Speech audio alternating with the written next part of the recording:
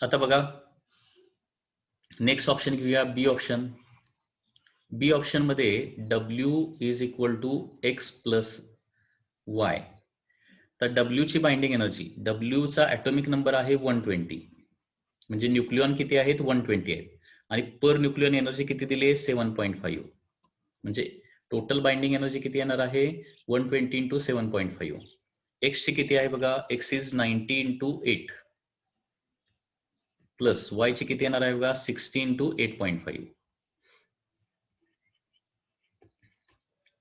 म्हणजे 120 इंटू 7.5 हे 900 येतं. लेफ्ट हँड साईडला 900, राईट हँड साईडला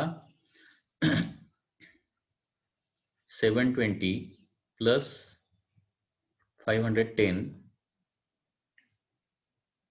किती येणार 90 इंटू 8 प्लस 60 इंटू 8.5 1230 येतं. Okay, binding energy of product जास्त आहे, so in this process energy is released. Option C W2Y काय होणार बघा,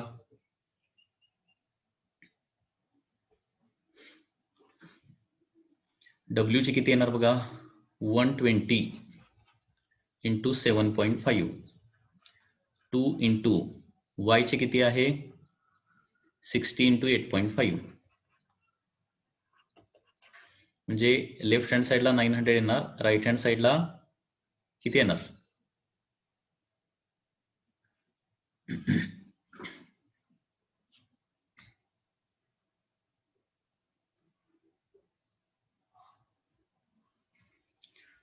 1020 येणार. बरोबर आहे ना. Value 30 60 90 120 5 7.5 8 and 8.5.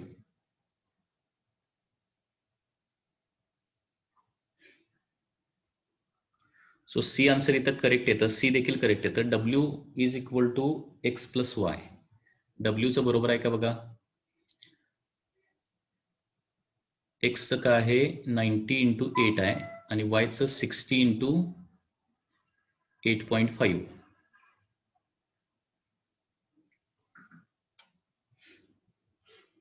आणि last option D option, D option काय दिला आहे X converted to Y plus Z. एक्सची किती येणार बघा 90 into 8, 90 into 8 is converted to Y, that is 60 into 8.5 plus Z किती आहे 30 into 5. म्हणजे किती होणार बघा, लेफ्ट हँड साईडला 720 होणार बरोबर, आणि राईट हँड साईडला किती होणार 60 into 8.5 प्लस 30 into 5.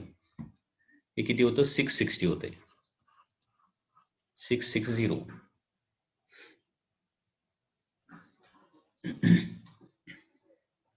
म्हणजे याच्यामध्ये प्रोडक्टची बाइंडिंग एनर्जी काय आहे कमी आहे, जास्त असायला पाहिजे, सो हा ऑप्शन येणार नाही. सो बी आणि सी दोन्ही ऑप्शन या लागले. तर W is equal to X plus Y. W बरोबर आहे का बघा 120 इंटू 7.5 बरोबर आहे ना, 120 इंटू 7.5 900 येतं. Okay, and x plus Y 90 into 8 आणि 60 इंटू 8.5 बरोबर आहे ना. 60 इंटू 8.5 म्हणजे 510, 90 इंटू 8 म्हणजे 720. ओके, सो 720 प्लस 510 म्हणजे किती येणार आहे 1230 येतं. म्हणजे बी आणि सी या दोन ऑप्शन मध्ये काय होणार आहे एनर्जी रिलीज होणार आहे.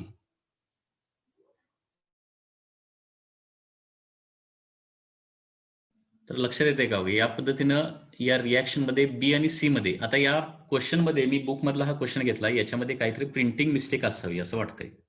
ओके, कारण ऑप्शन बी मध्ये काय व्हायलंय ऍटॉमिक मास नंबर कन्झर्व झालेला नाहीये, लक्षात घ्या. कारण कुठल्याही न्यूक्लिअर रिॲक्शन मध्ये ऍटॉमिक मास नंबर कन्झर्व व्हायला पाहिजे ना. आता वायचा ऍटॉमिक मास नंबर किती आहे 60, 2Z म्हणजे 30 प्लस 30 60 बरोबर. म्हणजे ही रिॲक्शन ओके आहे, म्हणजे दिलेला ऑप्शन करेक्ट आहे. बी ही जी रिॲक्शन आहे त्याच्यामध्ये डब्ल्यूचा ऍटॉमिक 120 आहे आणि एक्स प्लस वाय 90 प्लस 60 150 होते. म्हणजे ही रिॲक्शन देताना एक्स प्लस बहुतेक झेड असावं, हे वाय नसावं. सो हे बुक मधला as it is me question घेतलाय. ही इथं प्रिंटिंग मिस्टेक असणार आहे. इथं वाय ऐवजी काय घ्यायला पाहिजे, एक्स प्लस झेड घ्यायला पाहिजे, तरच ते उभे होणार. कारण 120 इज इक्वल टू 90 प्लस 30 होऊ शकतं. आता एक्स प्लस झेड जर घेतलं तर काय होणार मग सांगा. इथं एक्स प्लस झेड घेतलं तर इथं थोडंसं चेंज होणार मग सगळे. झेडचं किती, 150 बरोबर आहे ना. झेडचं 30 इंटू 5 150 म्हणजे किती होणार बघा, हे 870 होणार. 870. आता 900 is more, 870 is less. So therefore in this reaction what will happen, energy is not liberated. ठीक आहे. So it is the printing mistake in the book मधली ती प्रिंटिंग मिस्टेक आहे. त्याच्यानंतर W is equal to 2y ही reaction उभे होऊ शकते का बघा, होऊ शकतं. 120 इज इक्वल टू 2y होऊ शकतं, 120 इज इक्वल टू 120 होऊ शकतं. And x is equal to y plus Z, x is equal to y plus Z, 90 is equal to 60 plus 30 होऊ शकतं. ठीक आहे, बरोबर. सो करेक्ट ऑप्शन फक्त सी येणार याच्यामध्ये. बी हा ऑप्शन प्रिंटिंग मिस्टेक आहे. लक्षात येत आहे. तर अशा प्रकारे सिंपल ग्राफ आला, लक्षात घ्या. आणि ईबी म्हणजे EBN with respect to atomic mass नंबरचा तुम्हाला ग्राफ दिला, नंबर ऑफ एलिमेंट्स दिले. ठीक आहे. तर लक्षात घ्या काय व्हायला पाहिजे, एनर्जी कधी रिलीज होणार आहे, प्रोडक्टची बाइंडिंग एनर्जी जास्त पाहिजे आणि रिएक्टंटची बाइंडिंग एनर्जी कमी पाहिजे, तरच एनर्जी रिलीज होते. आणि दोन्ही साईडचा मास जर दिलेला असेल, न्यूक्लिअर रिएक्शन पुन्हा एकदा दिली आणि मास, त्या न्यूक्लियसचा मास जर दिलेला असेल, तर मात्र काय होणार आहे, एनर्जी कुठल्या याच्यामध्ये रिलीज होणार, रेस्ट मास एनर्जी काय यायला पाहिजे, कशाची जास्त यायला पाहिजे, मास कुणीकडे जास्त पाहिजे, रिएक्टंटच्या साईडला मास जास्त पाहिजे. फक्त मास मेजर करायचं, लेफ्ट हँड साईडला मास आणि राईट हँड साईडला मास कमी असेल, लेफ्ट हँड साईडला जास्त असेल आणि राईट हँड साईडला कमी असेल, तर काय होणार आहे, मास एनर्जी म्हणजे एनर्जी काय होणार आहे, लिबरेट होणार आहे न्यूक्लिअर रिएक्शन मध्ये. ठीक आहे.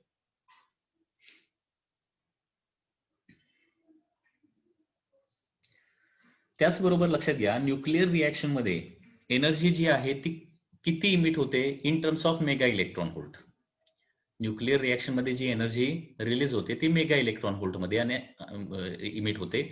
आणि केमिकल रिएक्शन मध्ये जस्ट इलेक्ट्रॉन व्होल्ट मध्ये एनर्जी रिलीज होते. म्हणजे याचाच मिनिंग काय होतो, न्यूक्लिअर रिएक्शनची एनर्जी ही केमिकल रिएक्शनच्या एनर्जी पेक्षा मिलियन टाइम जास्त असते. लक्षात घ्या, हा एक पॉइंट लक्षात ठेवा.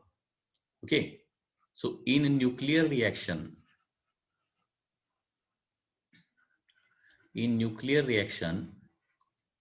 energy released in nuclear reactions, energy released is of the order of mega electron volt. And in chemical reactions,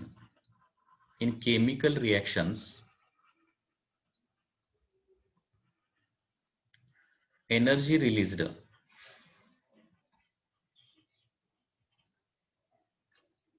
is of the order of electron volt. म्हणजे याचा मीनिंग काय होतो, in nuclear reaction energy released is million times larger than chemical reaction. Okay, so energy of nuclear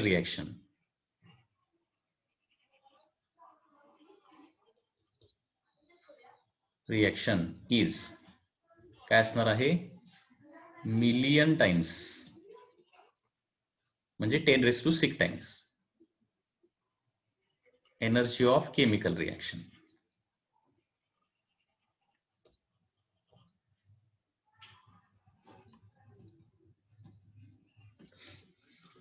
हे लक्षात ठेवायचं आहे. आता nuclear reaction basically 2 टाईपच्या आहेत. Okay, basically there are 2 types of nuclear reaction. First is the fission reaction and second is the fusion reaction. Okay, आता nuclear fusion आणि nuclear फिजनचा part आपल्याला बघायचा आहे. टाइप्स ऑफ न्यूक्लिअर रिएक्शन्स म्हणजे ज्याच्यामधून आपल्याला न्यूक्लिअर एनर्जी मिळते. न्यूक्लिअर एनर्जी जर मिळवायची असेल तर आपल्याला काय करावं लागेल, 2 प्रकारच्या रिएक्शन घडवाव्या लागतील. ओके, तर ways of obtaining nuclear energy, the ways of obtaining nuclear energy.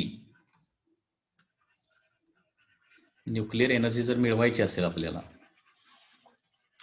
तर याच्यामध्ये दोन वेज आहेत.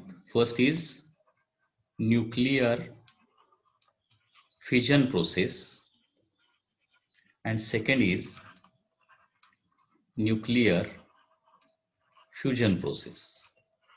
Okay, ways of obtaining nuclear energy. आपण न्यूक्लिअर एनर्जीचाच अजून पार्ट स्टडी करतोय. लक्षात येते का न्यूक्लिअर एनर्जी?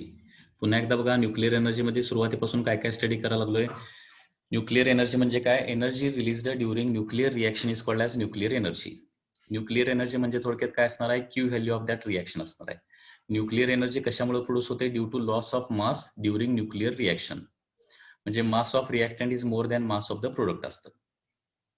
ओके, न्यूक्लिअर एनर्जीचा फॉर्म्युला काय येणार आहे? Loss of mass into C square येणार आहे, किंवा nuclear energy is equal to delta M into C square. Nuclear energy कधी प्रोड्यूस होते? जर रिएक्टंटचं मास जास्त असायला पाहिजे आणि प्रोडक्टचं मास कमी असायला पाहिजे, किंवा रिएक्टंटची रेस्ट मास एनर्जी जास्त असायला पाहिजे आणि प्रोडक्टची रेस्ट मास एनर्जी कमी असायला पाहिजे, किंवा बाइंडिंग एनर्जी ऑफ रिएक्टंट काय असायला पाहिजे? कमी असायला पाहिजे, किंवा आणि प्रोडक्टची बाइंडिंग एनर्जी काय असायला पाहिजे? कम्पॅरेटिव्हली जास्त असायला पाहिजे. आणि त्याचं एक आपण एक्झाम्पल देखील बघितलेलं आहे. न्यूक्लिअर रिएक्शन मध्ये जी एनर्जी प्रोड्यूस होते, न्यूक्लिअर एनर्जी जी आहे ती काय असते? मेगा इलेक्ट्रॉन व्होल्ट मध्ये असते.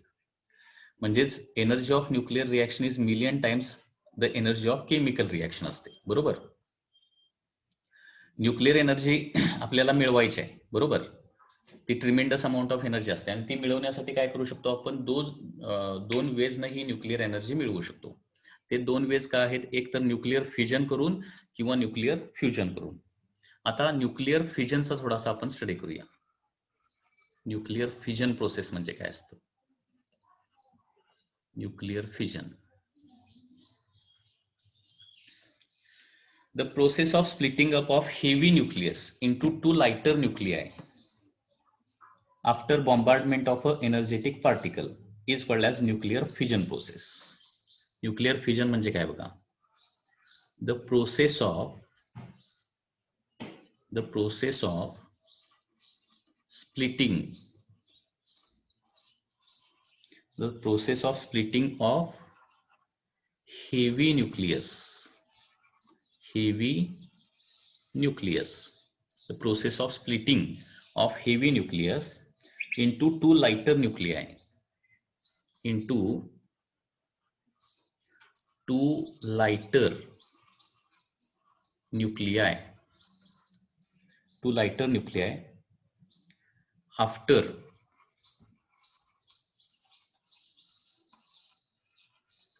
after bombardment of energetic particle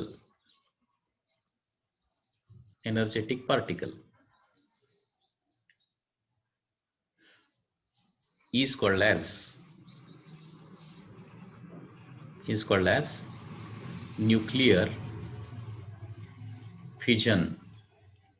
nuclear fission process, किंवा जस्ट न्यूक्लिअर फिजन. म्हणजे न्यूक्लिअर फिजन प्रोसेस मध्ये काय करतं? एक हेवी न्यूक्लियस घेतो, त्याच्यावर काय करतो? एनर्जेटिक पार्टिकल इन्सिडेंट करतो, आणि एनर्जेटिक पार्टिकल इन्सिडेंट केल्यानंतर काय होतं? एका न्यूक्लियसचे दोन छोटे न्यूक्लियाय तयार होतात. ओके, ही जी प्रोसेस आहे, हेवी न्यूक्लियसचं लाईट न्यूक्लियस मध्ये कन्व्हर्जन करण्याची जी प्रोसेस आहे त्याला काय म्हणायचं? Fission process. आणि या प्रोसेसमध्ये नेहमी एनर्जी काय होते? रिलीज होते. एनर्जी का रिलीज होते? वन्स अगेन, हे आपण ते ईबीएनचा ग्राफ बघितलाय, ईबीएनचा ग्राफ बरोबर आहे ना? न्यूक्लिअर फिजन प्रोसेस कुठं घडणार आहे बघा?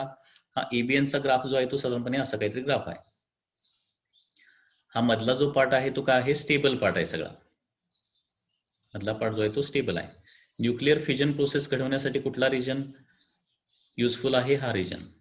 या रिजन मध्ये न्यूक्लिअर फिजन प्रोसेस घडते. म्हणजे फॉर एक्झाम्पल, इथला एखादा आपण न्यूक्लियस घेतला आणि त्याला स्प्लिट अप केला तर काय होणार? या रिजन मधले दोन न्यूक्लियस तयार होतात. म्हणजे अनस्टेबल न्यूक्लियसचं कन्व्हर्जन काय होणार आहे? स्टेबल न्यूक्लियस मध्ये होणार आहे. सो ऑटोमॅटिकली काय होणार आहे? इथं ईबीएन जास्त असल्यामुळं, बघा इथं ईबीएन काय असल्यामुळं EBN इथं जास्त असल्यामुळे बाइंडिंग एनर्जी ऑफ प्रोडक्ट काय येणार आहे, जास्त येणार, आणि बाइंडिंग एनर्जी ऑफ रिएक्टंट काय असणार आहे, कमी असणार आहे. बाइंडिंग एनर्जी ऑफ रिएक्टंट कमी आणि बाइंडिंग एनर्जी ऑफ प्रोडक्ट जास्त असणार, आणि जेव्हा जेव्हा बाइंडिंग एनर्जी ऑफ प्रोडक्ट जास्त असते तेव्हा तेव्हा एनर्जी काय होते, रिलीज होते. लक्षात येते का? सो न्यूक्लिअर फिजन प्रोसेस कुणासाठी घडवतो, मोस्टली आपण हेवी न्यूक्लियस साठी घडवतो. ओके, म्हणजे इथं एक न्यूक्लियस असेल, याच्यावर हाय एनर्जी पार्टिकल म्हणजे मोस्टली न्यूट्रॉन, या न्यूक्लियसवर हाय एनर्जी पार्टिकल इन्सिडेंट केल्यानंतर याच्यापासून काय होतात, या पद्धतीनं दोन न्यूक्लियस तयार होतात, छोटे छोटे दोन. मोर स्टेबल, हा अनस्टेबल असतो, मोर स्टेबल न्यूक्लिया तयार होतात, आणि त्याचबरोबर याच्यामध्ये काही पार्टिकल्स देखील, आणखी काही एनर्जेटिक पार्टिकल्स म्हणजे फॉर एक्झाम्पल न्यूट्रॉन्स जनरेट होतात. ठीक आहे. So this is x, this is y1 and this is y2. या पद्धतीनं काय होतं, हेवी न्यूक्लियस स्प्लिटअप करून काय होतो, दोन लाईट न्यूक्लियाय प्रोड्यूस करतो. या प्रोसेसला काय म्हटलं जातं, न्यूक्लिअर फिजन प्रोसेस असं म्हटलं जातं. पुन्हा एकदा बघा, the process of splitting of किंवा process of splitting up of heavy nucleus into two lighter nuclei is called as nuclear fission process. एवढं म्हटलं तरी चालतं. The process of splitting up of heavy nucleus into two lighter nuclei after bombardment of high energy particle is called as nuclear fission process. Okay, nuclear fission process. आता याच्यामध्ये न्यूट्रॉनचा मारा करून जी fission process घडवली जाते त्याला इंड्युस्ड न्यूक्लिअर रिएक्शन असं म्हटलं जातं, इंड्युस्ड फिजन असं म्हटलं जातं. Okay, fission reaction resulting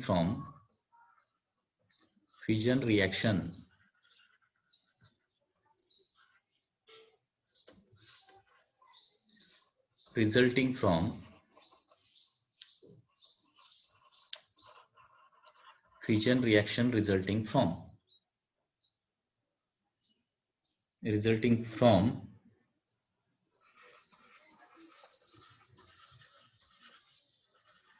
bombardment of neutron is called as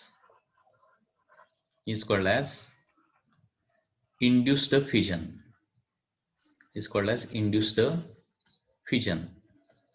म्हणजे न्यूट्रॉनचा मारा करून फिजन प्रोसेस घडवून आणायचे, त्याला काय म्हणायचं, इंड्युस्ड फिजन असं म्हटलं जातं. That is called as induced fission.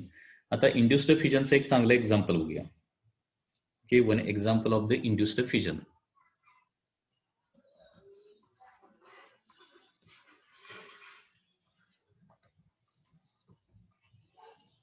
Fission reaction.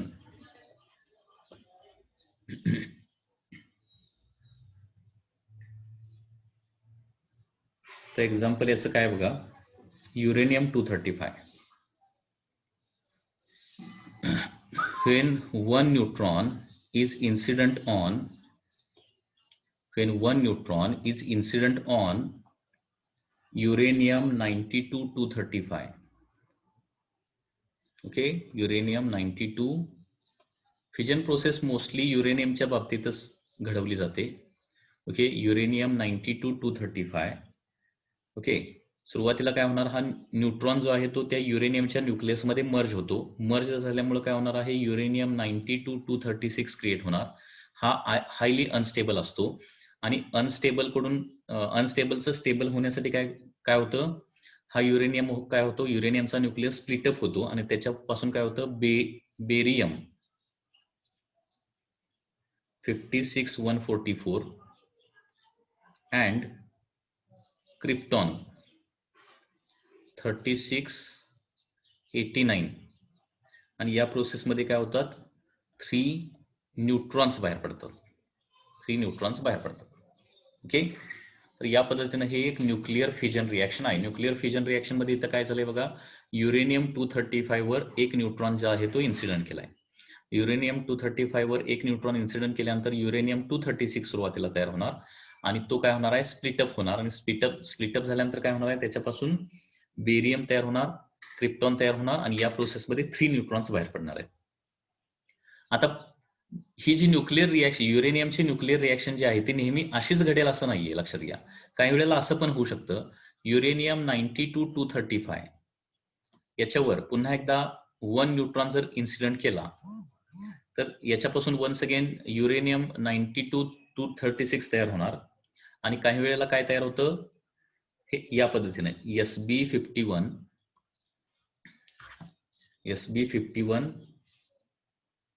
133 plus NB4199 plus 4 neutrons. किंवा काही वेळेला हे असं पण घडू शकतं, युरेनियम 92-235 वर 1 न्यूट्रॉन इन्सिडेंट केल्यानंतर पुन्हा एकदा सुरुवातीला युरेनियम 236 तयार होणार आणि युरेनियम 236 अनस्टेबल असल्यामुळं त्याच्यापासून Xe54 140 plus SR 3894 plus 2 neutrons. या सगळ्या रिएक्शन मध्ये बघा, ऍटॉमिक मास नंबर जेवढा आहे लेफ्ट हँड साईडला जेवढा ऍटॉमिक मास नंबर आहे तेवढाच राईट हँड साईडला ऍटॉमिक मास नंबर आहे. लेफ्ट हँड साईडला जेवढा ऍटॉमिक नंबर आहे तेवढाच राईट हँड साईडला ऍटॉमिक नंबर आहे. तर या पद्धतीने ही फ्युजन प्रोसेस जी आहे ती साधारणपणे घडू शकते. लक्षात येत आहे? म्हणजे युरेनियमवर एका न्यूट्रॉनचा मारा केला, एक न्यूट्रॉन इन्सिडेंट केला, तर न्यूक्लिअर रिएक्शन या डिफरंट वेजनं घडू शकते. प्रत्येक वेळी तेच प्रोडक्ट मिळतील असं नाही. असे काही एमसीक्यूज पण आहेत. युरेनियमवर एका न्यूट्रॉनचा मारा केल्यानंतर प्रोड्यूस होणारे प्रोडक्ट प्रत्येक वेळी सेमच असतात का? तर नसतात. काही वेळेला बेरियम क्रिप्टॉन BaKr ची रिएक्शन होईल, काही वेळेला SbNb ची रिएक्शन होईल, काही वेळेला XeSr ची रिएक्शन होईल. कुठली रिएक्शन होईल सांगता येत नाही. त्याचबरोबर आणखी इथं महत्वाची गोष्ट काय आहे, न्यूक्लिअर फ्युजन प्रोसेसमध्ये प्रत्येक वेळी 3 न्यूट्रॉन्स बाहेर पडतात का? कारण एका न्यूट्रॉनचा आपण काय करणार आहे, मारा करणार आहे आणि प्रोसेसमध्ये बाहेर काय होणार आहे, 3 न्यूट्रॉन्स बाहेर पडणार आहेत. लक्षात येत आहे? 3 न्यूट्रॉन. परंतु ही रिएक्शन झाली तर काही वेळेला 4 न्यूट्रॉन पण बाहेर पडू शकतात, काही वेळेला 2 न्यूट्रॉन्स पण बाहेर पडू शकतात. मग याच्यावर क्वेश्चन असा येतो साधारणपणे की ऑन एन एव्हरेज किती न्यूट्रॉन्स बाहेर पडतात, हा एमसीक्यू होऊ शकतो. एमसीक्यू काय होऊ शकतो, युरेनियमच्या न्यूक्लिअर फ्युजन प्रोसेसमध्ये when uranium is bombarded with 1 neutron on an average reaction झाल्यानंतर किती न्यूट्रॉन्स बाहेर पडतात, how many number of neutrons are ejected. तर त्याचा आन्सर आहे on an average 2.5. Okay, so on average 2.5 neutrons, okay, neutrons are emitted. बघा, nuclear fusion process अशी पण मी दाखवू शकतो. हे बघा, हा युरेनियम न्यूक्लियस आहे, युरेनियम 235. याच्यावर एक न्यूट्रॉन इन्सिडेंट केला, ओके, 1 न्यूट्रॉन इन्सिडेंट केला, तर याच्यामधून प्रोडक्ट तयार होणार आहेत आणि या प्रोसेसमध्ये साधारणपणे 2.5, 2.8 किंवा साधारणपणे 3 हा एक न्यूट्रॉन बाहेर पडणार, हा एक न्यूट्रॉन बाहेर पडणार आणि हा एक न्यूट्रॉन बाहेर पडणार. ठीक आहे. आणि या प्रोसेसमध्ये पुन्हा एकदा एनर्जी जास्त, बाइंडिंग एनर्जी जास्त कोणाची असते, प्रोडक्टची बाइंडिंग एनर्जी जास्त असते, कारण अनस्टेबल कडून स्टेबल कडे हे जात असतात. त्याच्यामुळं बाइंडिंग एनर्जी जास्त कोणाची असणार आहे, प्रोडक्टची बाइंडिंग एनर्जी जास्त आणि रिएक्टंटची बाइंडिंग एनर्जी कमी असल्यामुळं काय होणार आहे, in this process energy is released. Okay, आता इथं आणखी एक महत्वाचा क्वेश्चन आहे जो तुम्हाला या फ्युजन प्रोसेसचे काही न्यूमेरिकल्स आहेत, ते न्यूमेरिकल सॉल्व्ह करण्यासाठी तुम्हाला लागणार आहे. ओके, आणि ते म्हणजे काय, एका न्यूक्लिअर रिएक्शन मध्ये म्हणजे युरेनियमच्या, पर्टिक्युलरली युरेनियमच्या एका फ्युजन प्रोसेसमध्ये किती एनर्जी रिलीज होते, तर ती एनर्जी रिलीज आहे 200 mega electron volt per fusion. Energy released is 200. हा पाठ करावा लागेल नंबर, हा लक्षातच ठेवावा लागेल कारण हा खूप महत्वाचा नंबर आहे, लक्षात घ्या. Energy released is 200 mega electron volt per fusion.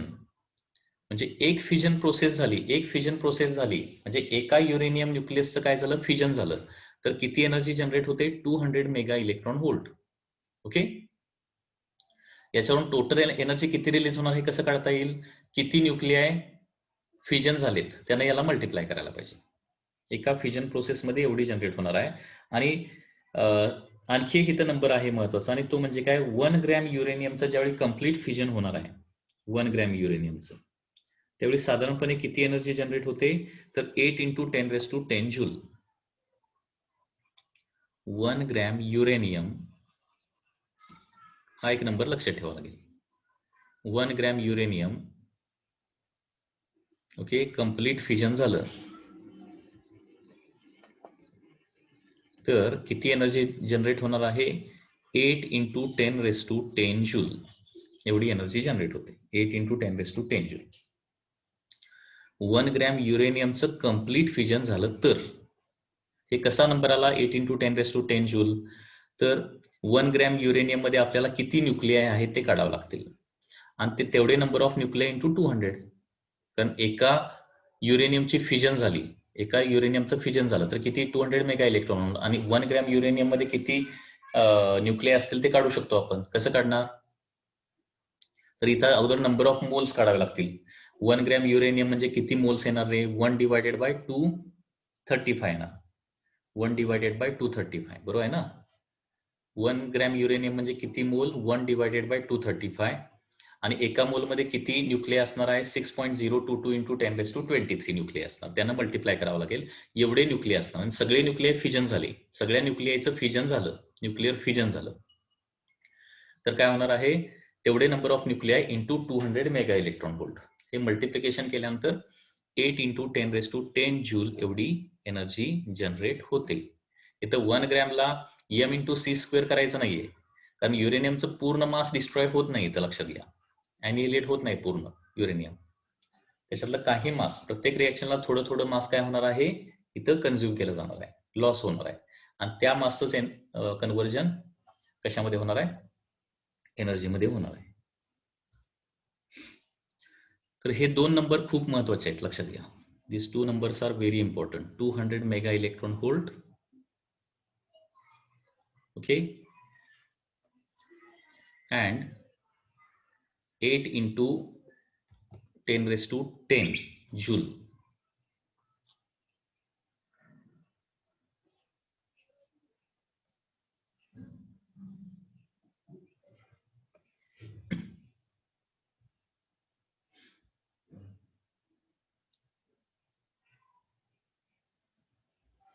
So this is about fusion reaction, nuclear fusion reaction. Nuclear fusion reaction कशी घडते ते लक्षात आलं का? बघा. The process of splitting up of heavy nucleus into 2 lighter nuclei. Process of splitting up of heavy nucleus into 2 lighter nuclei is called as nuclear fusion process. Nuclear fusion process घडवण्यासाठी काय करावं लागतं? त्या न्यूक्लियसला थोडं आणखी अनस्टेबल करावं लागतं. आणि अनस्टेबल करण्यासाठी काय केलं जातं? त्याच्यावर जनरली एनर्जेटिक पार्टिकल म्हणजे न्यूट्रॉनचा मारा केला जातो. ओके. आणि fusion reaction resulting from the bombardment of neutron is called as induced fusion reaction. Okay.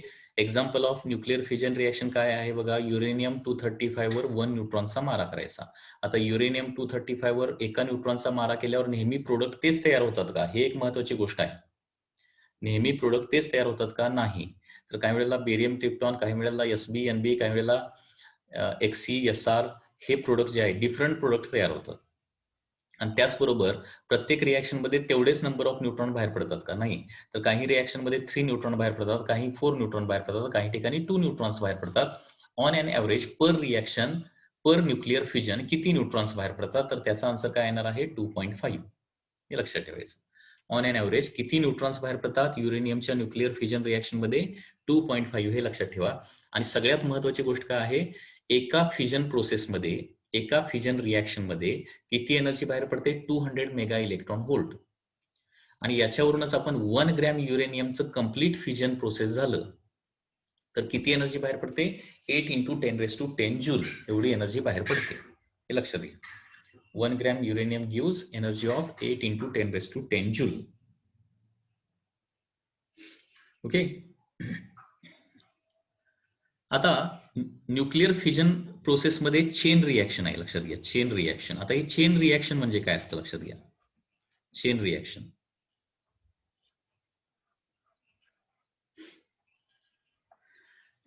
Okay, chain reaction. Chain reaction म्हणजे काय?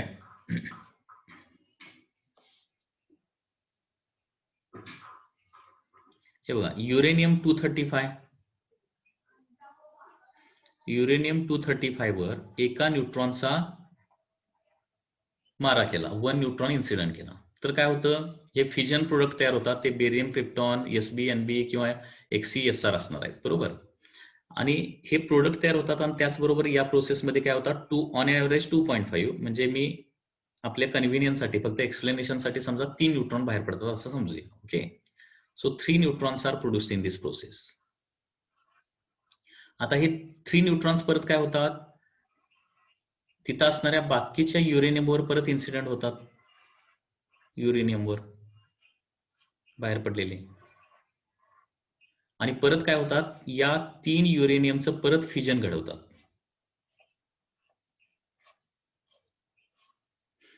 ओके, आणि पुन्हा काय होणार आहेत, या प्रोसेसमध्ये 3 न्यूट्रॉन्स बाहेर पडणार, 3 न्यूट्रॉन्स बाहेर पडतात. आणि अशा प्रकारे एकदा रिएक्शन चालू केली, म्हणजे एक न्यूट्रॉन फक्त एका युरेनियमवर इन्सिडेंट केला, तर तिथून पुढे ऑटोमॅटिकली ती रिएक्शन काय होते, स्वतःहून चालू राहते. त्याला काय म्हणायचं, सेल्फ सस्टेन्ड रिएक्शन. आणि ही जी रिएक्शन आहे ना, याला काय म्हणायचं, chain reaction. Okay, so chain reaction कशी घडते लक्षात आलं ना. एका युरेनियम वर सुरुवातीला फक्त, म्हणजे युरेनियम 235 तुमच्याकडे लार्ज अमाऊंट मध्ये पाहिजे, लार्ज अमाऊंट मध्ये युरेनियम 235 पाहिजे. ओके, त्याच्यात त्या युरेनियम 235 जे काय मटेरियल असेल त्याच्यावर फक्त एका न्यूट्रॉनचा मारा करायचा. एका न्यूट्रॉनचा मारा केला की ऑटोमॅटिकली त्याच्यातलं सगळे युरेनियम न्यूक्लियाय, सगळं युरेनियम काय होतं, फ्युजन होतं, आणि ते स्वतःहून होतं, लक्षात घ्या. आणि ही जी रिएक्शन आहे ना, त्याला काय म्हणायचं, चेन रिएक्शन असं म्हणायचं.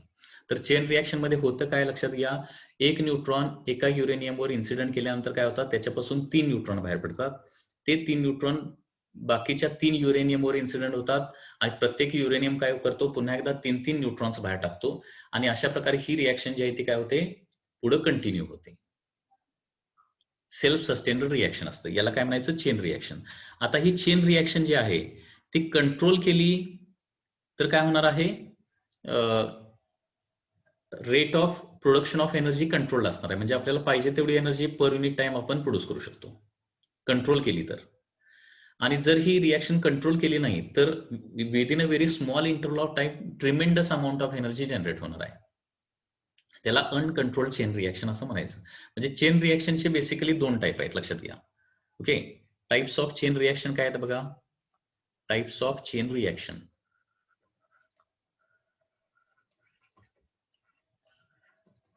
टाइप्स ऑफ चेन रिएक्शन्स कुठले आहेत, first is the controlled chain reaction, controlled chain reaction, and second is the uncontrolled chain reaction.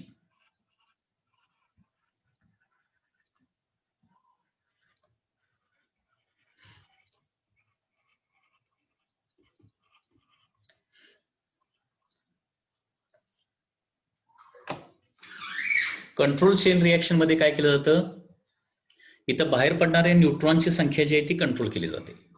हे बघा, एका युरेनियम मधून किती न्यूट्रॉन बाहेर पडले, 3 न्यूट्रॉन बाहेर पडले. 3 न्यूट्रॉन परत 3 न्यूट्रॉन वर इन्सिडेंट झाले तर किती न्यूट्रॉन बाहेर पडणार, टोटल 9 न्यूट्रॉन बाहेर पडणार. परत 9 युरेनियम वर इन्सिडेंट झाले तर काय होणार, 27 न्यूट्रॉन्स बाहेर पडणार. म्हणजे काय होणार आहे, या पद्धतीने जर रिएक्शन झाली तर त्याला काय म्हणायचं, अनकंट्रोल्ड चेन रिएक्शन. म्हणजे बाहेर पडलेल्या न्यूट्रॉनला कंट्रोल करायचं नाही. ओके, कारण इथं न्यूट्रॉनची संख्या मल्टिप्लाय होत असल्यामुळे काय होणार आहे, within a short interval of time काय होणार आहे, within a fraction of second large amount of neutrons create होणार, आणि लार्ज अमाऊंट ऑफ न्यूट्रॉन जे आहे ते काय होणार आहे, लार्ज अमाऊंट ऑफ युरेनियमचं फ्युजन घडवणार, आणि within a fraction of time काय होणार आहे, ट्रिमेंडस अमाऊंट ऑफ एनर्जी तयार होणार आहे. ही जी रिएक्शन आहे ना, त्याला काय म्हणायचं, अनकंट्रोल्ड चेन रिएक्शन. म्हणजे थोडक्यात अनकंट्रोल्ड चेन रिएक्शन मध्ये न्यूट्रॉनची संख्या जी आहे ती कंट्रोल केली जात नाही. जेवढे न्यूट्रॉन प्रोड्यूस होतात तेवढे प्रोड्यूस होऊ दिले जातात, जेवढ्या फ्युजन प्रोसेस घडतात तेवढ्या घडू दिल्या जातात. त्याला अनकंट्रोल चेन रिएक्शन असं म्हणायचं. आणि ती अनकंट्रोल चेन रिएक्शन कुठं घडते, generally in case of atom bomb. Atom bomb मध्ये अनकंट्रोल चेन रिॲक्शन असते. म्हणजे ऍटम बॉम्ब मध्ये काय करतात, एका युरेनियमवर एका न्यूट्रॉनचा मारा करतात आणि ती प्रोसेस स्वतःहून तिला घडू देतात आणि within a fraction of second सगळं जे युरेनियम आहे ते त्याचं काय होतं, फ्युजन होतं. 1 ग्रॅम युरेनियम मधून काय होते, 8 × 10⁻10 ज्यूल एवढी tremendous amount of energy 1 gram मधून तयार होते. आणि साधारणपणे ऍटम बॉम्ब जे आहे त्यांचं मास किती असतं, 1 टन, 2 टन, 3 टन वगैरे असतं, लक्षात घ्या. त्याच्यामुळे within a fraction of time, fraction of second काय होणार आहे, ट्रिमेंडस अमाऊंट ऑफ एनर्जी तयार होणार, एक खूप मोठा एक्सप्लोजन होणार आहे आणि खूप मोठं डिस्ट्रक्शन होणार आहे, लक्षात घ्या. याला काय म्हणायचं, ऍटम बॉम्ब असं म्हणायचं. ऍटम बॉम्ब मध्ये कुठली रिॲक्शन असते, अनकंट्रोल्ड चेन रिॲक्शन. आता याच्यामध्ये बाहेर पडणाऱ्या न्यूट्रॉनला जर ऍब्सॉर्ब केलं, ओके, म्हणजे समजा एक न्यूट्रॉन युरेनियम इन्सिडेंट झाला, 3 न्यूट्रॉन बाहेर पडले, 3 न्यूट्रॉन मधले 2 न्यूट्रॉन काय केले आपण, ऍब्सॉर्ब केले आणि एकच न्यूट्रॉन पुढे सोडला, तर तो एक न्यूट्रॉन काय करणार आहे, पुढे एकाच युरेनियमचं फक्त फ्युजन घडवणार. परत त्या युरेनियम मधून बाहेर पडलेल्या 2 न्यूट्रॉनला ऍब्सॉर्ब करायचं आणि एक न्यूट्रॉन परत शिल्लक ठेवायचा. ओके, जेणेकरून परत काय होणार आहे, एकाच युरेनियमचं काय होणार, फ्युजन घडणार आहे. आणि अशा प्रकारे काय होणार आहे, रेट ऑफ फ्युजन आपण काय करतो, कंट्रोल करतो. पर सेकंद किती न्यूक्लियाचं फ्युजन व्हायचं हा रेट काय करतो आपण, कंट्रोल करतो. आणि त्याला काय म्हणायचं, controlled chain reaction.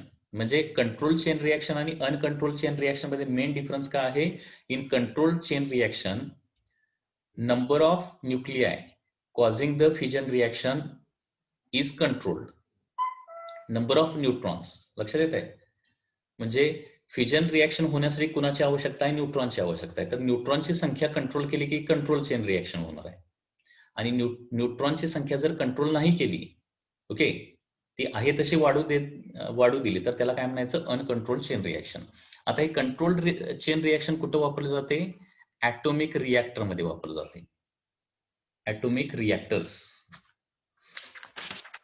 Atomic nuclear reactor, sorry atomic reactor नव्हे, न्यूक्लिअर रिॲक्टर्स मध्ये, न्यूक्लिअर रिॲक्टर्स. हा ऍटम बॉम्ब किंवा याला काय म्हणतो आपण, न्यूक्लिअर बॉम्ब असं म्हणतो.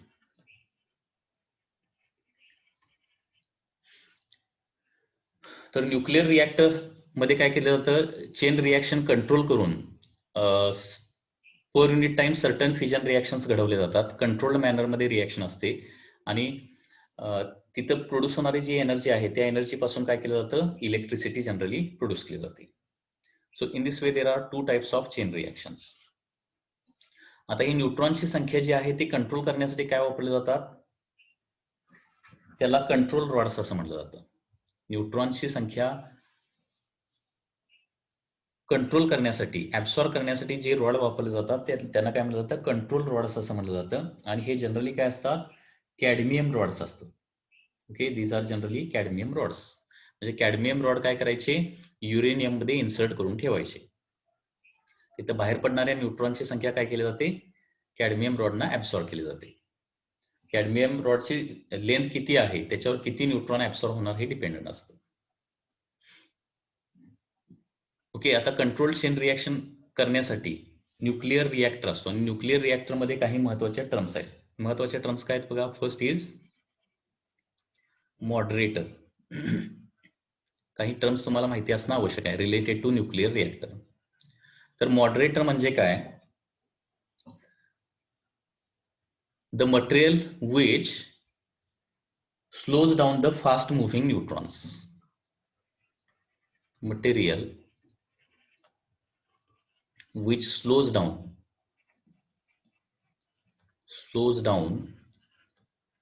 fast neutrons.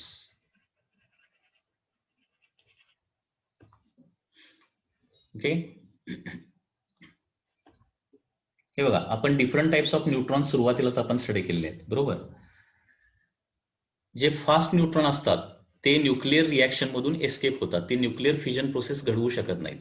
त्या फास्ट न्यूट्रॉनला काय करावं लागतं, स्लो न्यूट्रॉन मध्ये कन्व्हर्जन करावं लागतं. स्लो न्यूट्रॉन म्हणजे त्याचं नाव आठवतंय का, थर्मल न्यूट्रॉन. थर्मल न्यूट्रॉन मध्ये कन्व्हर्जन करावं लागतं. म्हणजे थोडक्यात हे बाहेर पडलेले हाय एनर्जी इलेक्ट्रॉन जे आहे त्याची कायनेटिक एनर्जी काढून घ्यावी लागते थोडीशी, आणि कायनेटिक एनर्जी कमी करावी लागते. फास्ट न्यूट्रॉनची एनर्जी किती असते? साधारणपणे 2 मेगा इलेक्ट्रॉन व्होल्ट असते. आणि थर्मल न्यूट्रॉनची एनर्जी किती असते? 1 इलेक्ट्रॉन व्होल्ट साधारणपणे. 2 मेगा इलेक्ट्रॉन व्होल्टचं फक्त 1 इलेक्ट्रॉन व्होल्ट एनर्जी एवढी त्याच्यामध्ये ठेवावी लागते. कारण जे स्लो न्यूट्रॉन्स जे आहेत ना, थर्मल न्यूट्रॉन जे आहे ना, तेच फक्त काय करू शकतात? फिजन प्रोसेस घडवू शकतात. हे नेहमी लक्षात घ्या. हा जो न्यूट्रॉन युरेनियमवर इन्सिडेंट केलेला आहे, तो कुठला न्यूट्रॉन आहे? फास्ट न्यूट्रॉन नव्हे, हा फक्त थर्मल न्यूट्रॉन आहे. कारण थर्मल न्यूट्रॉन किंवा स्लो मुव्हिंग न्यूट्रॉनच फक्त काय करू शकतात? युरेनियमचं फिजन प्रोसेस घडवून आणू शकतात. हे लक्षात घ्या. आणि या मॉडरेट हे जे मटेरियल आहे ते जनरली काय असतं? हेवी वॉटर किंवा काही वेळेला कार्बन. हेवी वॉटर किंवा त्याच्यासाठी काय वापरला जातो? कार्बन वापरला जातो. म्हणजे हेवी वॉटर मधून कार्बन म्हणजे graphite, actually graphite. Heavy water मधून हे high velocity neutron, fast neutron pass केले तर काय होतं? त्याची कायनेटिक एनर्जी कमी होते. हेवी वॉटर म्हणजे माहित आहे ना? हेवी वॉटर म्हणजे D2O. आपण जे वॉटर पितो ते कुठलं असतं? H2O असतं. H2O. तर H2O ऐवजी काय वापरायचं? D2O वापरायचं. ओके. कारण हायड्रोजनचा आयसोटोप काय आहे? D आहे ना, ड्यूटेरियम आहे. H2O जे आपण नॉर्मल वॉटर म्हणतो, आणि हेवी वॉटर म्हणजे हायड्रोजनचा आयसोटोप पासून तयार केलेलं वॉटर असणार आहे, दॅट इज D2O. याचा ॲटॉमिक मास नंबर जास्त असल्यामुळं काय असणार आहे? हे वॉटर थोडंसं हेवी असतं नॉर्मल वॉटरपेक्षा, आणि म्हणून त्याला हेवी वॉटर असं म्हटलं जातं. लक्षात येते का बघा? तर कंट्रोल चेन रिॲक्शन घडवण्यासाठी इथं सगळ्यात महत्वाची गोष्ट काय आहे? मॉडरेटर तिथं असला पाहिजे. ओके. किंवा अनकंट्रोल चेन रिॲक्शन जरी घडवायची झाली तर तिथं देखील मॉडरेटर असणं आवश्यक आहे.